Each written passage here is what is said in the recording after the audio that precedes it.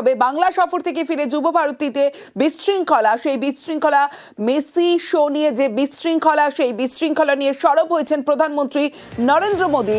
X স্যান্ডেলে post করেছেন Messi শোয়ে ধুন্ধুমারের নিন্দা করেছেন প্রধানমন্ত্রী নরেন্দ্র মোদী।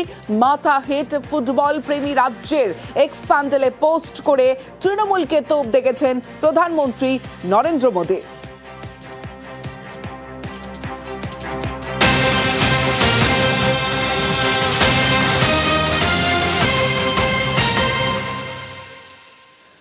যুব ভারতীর বিশৃঙ্খলায় গ্রেফতার করা হয়েছে আরো একজনকে। বেলেঘাটা থেকে গ্রেফতার আরো এক। বিধাননগর দক্ষিণ থানার জালে মোট 10 জন, এই নিয়ে মোট 10 জনকে গ্রেফতার করা হয়েছে। সরাসরি চলে যাব, অনুপ চক্রবর্তী রয়েছে আমার সঙ্গে, অনুপের সঙ্গে কথা বলবো। অনুপ, আরো একজনকে গ্রেফতার করা হলো, কাকে গ্রেফতার করা হলো আর এই নিয়ে গ্রেফতারের সংখ্যা 10? যুব ভারতী ক্রীড়াঙ্গনে মেসি ইভেন্টের দিন যে বিশৃঙ্খলা পরিস্থিতি বা ভাঙচুর, সেই ঘটনায় কিন্তু আরো একজনকে গ্রেপ্তার করা হলো। সব মিলিয়ে গ্রেপ্তারের সংখ্যা দাঁড়ালো 10। বিধাননগর দক্ষিণ থানা এলাকা থেকে থানার পুলিশ কিন্তু একেবারে বেলেঘাটা এলাকা থেকে এই যুবককে গ্রেপ্তার করেছে। এই ঘটনায় দেখা যাচ্ছে এই যুবক কিন্তু একেবারে দর্শক আসন থেকে গ্যালারি থেকে মাঠের মধ্যে নেমে কিন্তু যেটা ভাঙচুরের ঘটনা, সেই ঘটনায় জড়িত রয়েছে। পুলিশের পক্ষ থেকে তাকে জিজ্ঞাসাবাদ করার পরবর্তী ক্ষেত্রে গ্রেপ্তার করা হয়েছে। আজকে তাকে আদালতে পেশ করা হবে। এই ঘটনায় এখনো পর্যন্ত গ্রেপ্তারের সংখ্যা দাঁড়ালো 10। বেশ।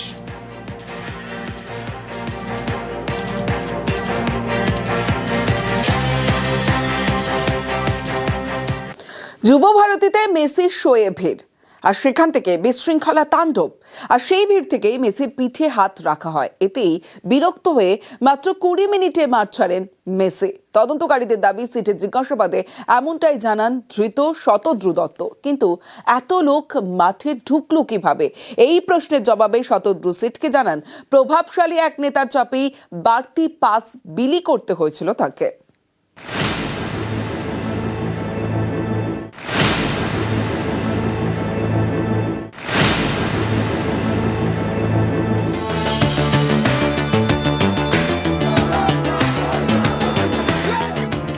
13ই ডিসেম্বর গত শনিবার ফুটবলের রাজপুত্রের পা পড়ে যুব ভারতী স্টেডিয়ামে।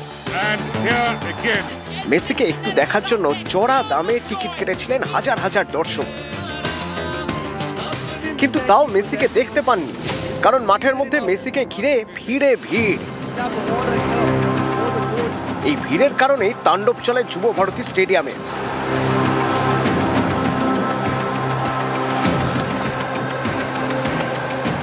ঘটনায় কড়া রাজ্য সরকার। বিশৃঙ্খলার দিনে গ্রেপ্তার করা হয় মূল উদ্যোক্তা শতদ্রু দত্তকে। সাসপেন্ড বিধাননগর পুলিশ কমিশনারেটের ডিসি অনিশ সরকার। শোকজ করা হয় রাজ্য পুলিশের ডিজি এবং বিধাননগরের পুলিশ কমিশনারকে। ইস্তফা দেন ক্রীড়ামন্ত্রী। বিশৃঙ্খলার তদন্তে 4 সদস্যের সিট গঠন করা হয়েছে। শুক্রবার বিধাননগর পুলিশ কমিশনারেটের অফিসে শতদ্রু দত্তকে জিজ্ঞাসাবাদ করেন সিটের সদস্যরা। তদন্তকারীদের দাবি, তাঁদের শতদ্রু জানান ভিড়ের মধ্যে মেসির পিঠে হাত রাখা হয়। বিরক্ত হয়ে অভিযোগ জানিয়েছিলেন নিরাপত্তা রক্ষীদের। শতদ্রু সিটকে জানিয়েছেন ভিড় নিয়ন্ত্রণের চেষ্টা করা হলেও শেষ রক্ষা হয়নি। 1.5 ঘন্টার ইভেন্টে বিরক্ত হয়ে মাত্র 20 মিনিটেই মাঠ ছাড়েন মেসি। বারবার প্রশ্ন উঠছে, মেসিকে ঘিরে এত ভিড় হলো কিভাবে? এ নিয়ে জিজ্ঞাসাবাদে শতদ্রু জানান যুব ভারতীতে মাঠে ঢোকার জন্য 150টি ভিভিআইপি পাস দেওয়ার কথা ছিল। তাদের সবার মেসির কাছে যাওয়ার অনুমতি ছিল না। প্রভাবশালী এক নেতার চাপে ভিভিআইপি পাসের সংখ্যা বাড়াতে হয় 3 গুণ। মাঠে ঢোকার জন্য মোট 450টি পাস দেওয়া হয়। এখানেই প্রশ্ন, প্রভাবশালী নেতার দিকে আঙুল তুলে কি দায় এড়াতে চাইছেন মেসির মেগা ইভেন্টের মূল উদ্যোক্তা শতদ্রু দত্ত? তার ইভেন্ট ম্যানেজমেন্ট সংস্থা 2টি ব্যাংক অ্যাকাউন্টে নজর তদন্তকারীদের। শতদ্রু জানিয়েছেন মেসির ভারত সফরের জন্য খরচ হয় 100 কোটি টাকা। এর মধ্যে ভারত সরকারকে কর দিতে হয় 11 কোটি। 89 কোটি টাকা দেওয়া হয় লিওনেল মেসিকে। এর মধ্যে রয়েছে টিকিট বিক্রির 30 কোটি টাকা এবং বিভিন্ন স্পন্সরের থেকে পাওয়া 30 কোটি টাকা। তদন্তকারীরা মনে করছেন এছাড়াও মোটা অঙ্কের টাকা লেনদেন হয়েছে। ইতিমধ্যে শতদ্রু দত্তের 22 কোটি টাকা বাজেয়াপ্ত করেছে সিট। পাশাপাশি শতদ্রুর ব্যাংক অ্যাকাউন্টের লেনদেনের অনুসন্ধান শুরু করেছে ইডি। নিউজ 18 বাংলা। পাস বিভ্রাটে মেসির অনুষ্ঠানের সঞ্চালক, চাঞ্চল্যকর অভিযোগ রূপসা দাশগুপ্ত। সঞ্চালককে ক্রু মেম্বার লেখা কার্ড। আগে রূপসা দাশগুপ্ত ঠিক কি অভিযোগ করলেন শোনাবো প্রথমে। শতদ্রুই আমাকে হোয়াটসঅ্যাপ করে যে কাম আর্জেন্টলি টু হায়াত। আমি গিয়ে যখন হ্যালো করেছি, আমায় বলা হয়েছে তুমি কালকে অ্যাঙ্কার করছো, ইভেন্ট ম্যানেজমেন্টের মেটের সাথে আলাপ, সেখান থেকে আমার যাত্রা শুরু। আমাকে বলা হয়েছিল সকাল 7টা নাগাদ ঢুকতে, বলা হয়েছিল আই কার্ড আসতে দেওয়া হবে, এটা কিন্তু বলা হয়েছিল ডিসক্লেমারে অলরেডি বলে দিয়েছিল যে তোমার আই কার্ডে আনফর্চুনেটলি ছবি দেওয়ার আই কার্ড করতে পারছি না, কারণ দুটো অব্দি লাস্ট মেশিন লিঙ্ক নিয়েছে, আমারটা করার সময় নাকি লিঙ্ক অফ হয়ে গেছে। আমি যখন যেতে যাচ্ছি তখন আমাকে গেটে ওরা আটকে দিল। সো আমার সাথে অ্যাকাম্পানিং ইভেন্ট ম্যানেজমেন্ট টিমের একটি বাচ্চা মেয়ে ছিল। আই রিয়েলি রিমেম্বার যে ও খুব সুইটলি পুলিশকে বলছে যে স্যার বিশ্বাস করুন উনি অ্যাঙ্কার, উনি না গেলে শো শুরুই হবে না। And I am saying sir আপনার সত্যি মনে হয় যে আমি মেকআপ করে সকালবেলা একটা কিউ কার্ডটা নিয়ে আছি, আমি সত্যি অ্যাঙ্কারিং না করে আমি আপনাকে গতকালের রিহার্সালের ছবি দেখাবো যে আমি মাঠে এসেছিলাম, মানে তখন আই এম ডেসপারেট যে টাইম ইজ গোয়িং। হিরণ রয়েছে আমার সঙ্গে, হিরণের সঙ্গে কথা বলবো। হিরণ, তার মানে কি আরো অনেকে এইভাবে প্রবেশ করে থাকতে পারেন রূপসার মতো?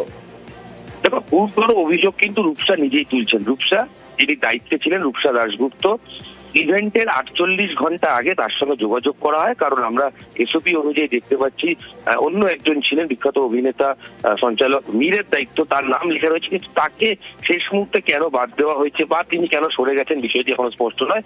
কিন্তু 48 ঘন্টা আগে তাকে যোগাযোগ করে এবং যোগাযোগ করার পর যে কার্ড রূপসা দাশগুপ্ত দেখাচ্ছেন, একটা 2 মেম্বার কার্ড। গুরুতর অভিযোগ, যেটা সবচেয়ে ইম্পর্টেন্ট পার্ট, কার্ডের মধ্যে কোনো তার ছবি নেই, কোনো নাম লেখা নেই এবং তার ফিল্ড অ্যাক্সেসের অনুমতিই নেই।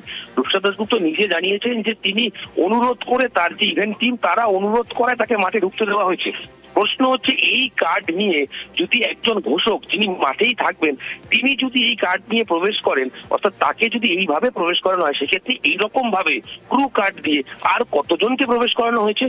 রূপসা দাশগুপ্ত স্পষ্ট অভিযোগ করছেন যে যারা ইভেন্টের দায়িত্ব ছিল তারাই তো তাকে বলেছেন যে তারা রিকোয়েস্ট করে ভেতরে নিয়ে গেছে, অর্থাৎ সিকিউরিটিকে রিকোয়েস্ট করে, অর্থাৎ অনুরোধের জায়গা থেকে এরকম আরো কতজন ভেতরে প্রবেশ করেছেন এটা নিয়ে কিন্তু প্রশ্ন। কারণ নিরাপত্তা একটা ইম্পর্টেন্ট পার্ট। মেসির মতো আন্তর্জাতিক তারকা যখন মাঠে থাকবেন, তার নিরাপত্তার বেষ্টনী সবসময় অন্তত ত্রিস্তরীয় হবে।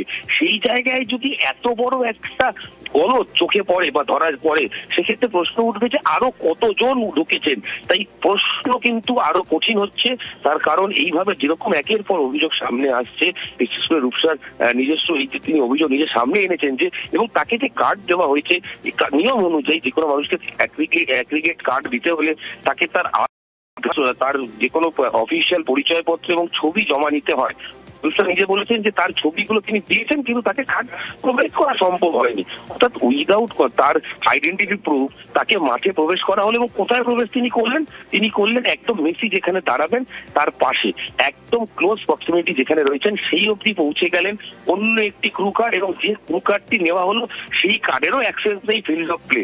তার ফলে গাফিলতি যে কি পরিমাণ হয়েছে এ ব্যাপারে কিন্তু পুরোটাই বোঝাই যাচ্ছে। এবং এরপরে বড়সড় নিরাপত্তা নিয়ে, মেসির ইভেন্ট নিয়ে যে নিরাপত্তা, তার যে বিরাট গাফিলতি ছিল তা কিন্তু স্পষ্ট। বেশ হিরণ।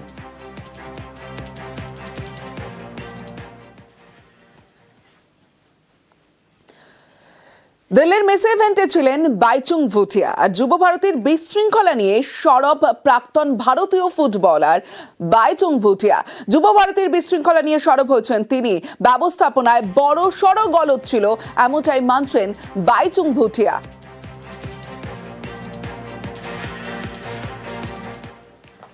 যে হয়েছিল অনেক আনফর্চুনেট হয়েছিল কলকাতাতে, and I hope not just Bangla, Sara India te I hope lot of people, especially political bureaucrats, when sports event থাকলে I think sports ke priority dite hobe.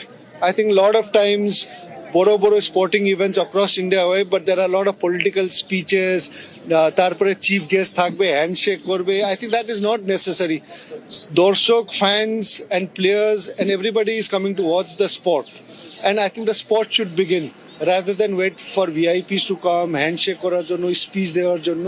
And I hope this is a lesson which we will learn, and it was good to see not just Kolkata but across different cities. Fans wanted to just see the sporting event, just wanted to see Messi and nothing else. So I hope this trend, I hope we will change and carry on. এবার পুরুলিয়ার Jhalda পুরসভাকে show cause রাজ্যের পুর ও নগর উন্নয়ন দফতরের Purulia Jhalda পুরসভাকে show cause করলো পুর ও নগর উন্নয়ন দফতর। আমার সঙ্গে ইন্দ্রজিৎ রয়েছে, কথা বলবো ইন্দ্রজিতের সঙ্গে। ইন্দ্রজিৎ, এই ঝালদা পুরসভার বিরুদ্ধে ঠিক কি কি অভিযোগ রয়েছে?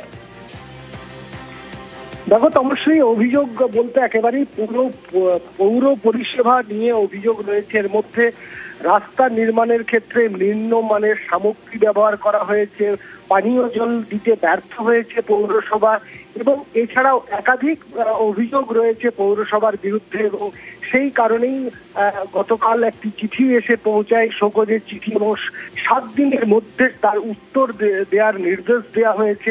এবং এই উত্তর যদি সন্তুষ্ট না হয়, সেক্ষেত্রে পুরুলিয়া যেমন কয়েকদিন আগে পুরুলিয়ার ঠিক একইভাবে শোকজ করা হয়েছিল এবং পৌর বোর্ড ভেঙে একেবারে প্রশাসক বসানো হয়েছে। ঝালদার ক্ষেত্রেও আমরা সেই ইঙ্গিত পাচ্ছি এবং একই অভিযোগ, ঝালদা পৌরবাসী তারা পৌর পরিষেবা পাচ্ছে না, সেই অভিযোগ বারে বারে আসছিল। এবং এরপরেই শোকজ করা হয় রাজ্য পৌর নিগম দপ্তর থেকে। এবং এই পৌরসভা, ঝালদা পৌরসভা সেই উত্তর দেবে। সেই উত্তর সন্তোষজনক না হলে সেক্ষেত্রে কি হবে সে এখনই বলা সম্ভব না। অর্থাৎ 7 দিনের মধ্যে জবাব তলো, তারপরে কি হয় অবশ্যই নজর থাকবে আমাদের। তো ওই ব্যাপারে আমরা দেখছি যে তার যথাযথ ব্যবস্থা নেওয়া হবে এবং যথাযথ সময় মতো উত্তর দিয়ে দেওয়া হবে। বিভিন্ন আছে, এখনো সেসব খতিয়ে দেখা হয়নি, তবে কয়েকটায় ওই ঝালদা মানে পৌরসভার যে পৌরগতভাবে যে পরিষেবা আছে সেই ব্যাপারে কিছু খামতি তাদেরকে কোনো পিটিশনের মাধ্যমে জানানো হয়েছে। এর আগে আমরা দেখেছি কাঁথি গয়েশপুর পুরসভাকে শোকজ করা হয়, এবার খড়গপুর পুরসভাকেও শোকজ করেছে। খড়গপুর পুরসভাকে শোকজ, ফিরাদের দফতরে নিকাশি আলো সহ বিভিন্ন প্রকল্পের কাজে গাফিলতি। কেন পুর বোর্ড ভাঙা হবে না জানতে চেয়ে নোটিশ। 7 দিনে জবাব তলব পুর ও নগর উন্নয়ন দফতরের। অভিযোগ খারিজ, দলেরই একাংশকে দোষারোপ পুর প্রধানের। এটা দিয়েছি যাতে এলাকা পরিষ্কার রাখতে হবে, আর জলের সমস্যাটা, লাইট 3টে যেটা আমাদের মিউনিসিপ্যালিটির দরকার হয়, সে 3টে কিভাবে হচ্ছে না হচ্ছে ওটা 7 দিনের মধ্যে ওটা উত্তর দিতে বলেছে। বোর্ড মিটিং ডেকে একটা উত্তর দিতে। বোর্ড মিটিংটা ডাকছি মঙ্গলবার দিন একটা লিখবো। ওরা কি বলছে না বলছে সবার মতামত নিয়ে তো লিখতে হবে না। সঠিক নোটিশ এসছে, এটা কোনো ভুল কিছু নয়। আমাদের সঙ্গে সেরকম আলোচনা হয়, আমাদেরকে বিরোধীকে আমাদেরকে কোনো তোয়াজাও করে না, সেরকম পৌরসভা কাজও হয় না। মানুষ কি চায়? মানুষ পরিষেবা চায়। মানুষ ট্যাক্স দিচ্ছে পরিষেবা দেওয়ার জন্য। লাইট আলো চায়, রাস্তাঘাট একটু ভালো হয়, জলের একটা সুবিধা হয়, এটাই তো মানুষ চাইছে। এটাই পৌরসভা হলে আমরা পৌরসভার সাথে থাকবো। অন্যদিকে বসিরহাটে পুর বোর্ড বরখাস্ত। বসিরহাটে পুরসভার বোর্ড ভাঙা হলো, পুর ও নগর উন্নয়ন মন্ত্রকের নির্দেশে ভাঙা হলো। বসিরহাট পুরসভার দায়িত্বে প্রশাসক নিয়োগ করা হয়েছে। বোর্ড ভঙ্গের নোটিশ সব কাউন্সিলরের বাড়িতে। কাউন্সিলরদের কাজিয়ায় থমকে উন্নয়নের কাজ। সরকারি তদন্তের পর পুর বোর্ড ভাঙার নোটিশ। দেখুন, একটা আরবান ডিপার্টমেন্ট থেকে একটা রিপোর্ট এসছে আমাদের কাছে। এই ডিপার্টমেন্টগতভাবে একটা চিঠি এসছে এবং এসডিও ম্যাডামকে চার্জ নিতে বলেছে। যথারীতি এসডিও ম্যাডাম চার্জ নিয়ে নিয়েছে বসিরহাট পৌরসভার। তার মানে এসডিও ম্যাডাম এখন পৌরসভা চালাবে? আপাতত এসডিও ম্যাডাম চালাবে, যতক্ষণ না আবার কোনো দপ্তরের রিপোর্ট না আসছে ততক্ষণ এসডিও ম্যাডাম এই বোর্ডটা চালাবে। মানে বোর্ড ভেঙে দিল আর কি? বোর্ডটা ভেঙে দিল। তৃণমূল পরিচালিত বসিরহাট পৌরসভায় সীমাহীন দুর্নীতি, অপদার্থতা এবং বসিরহাটের যে সাধারণ মানুষের যে চাহিদা, যে পরিষেবাগুলো তারা পেতে চেয়েছে সেগুলো প্রদান করতে ব্যর্থ হওয়ার কারণে যে চারিদিক দিয়ে অভিযোগ গেছে, আর সেই অভিযোগের ভিত্তিতে বোর্ড ভেঙে দেওয়া হয়েছে।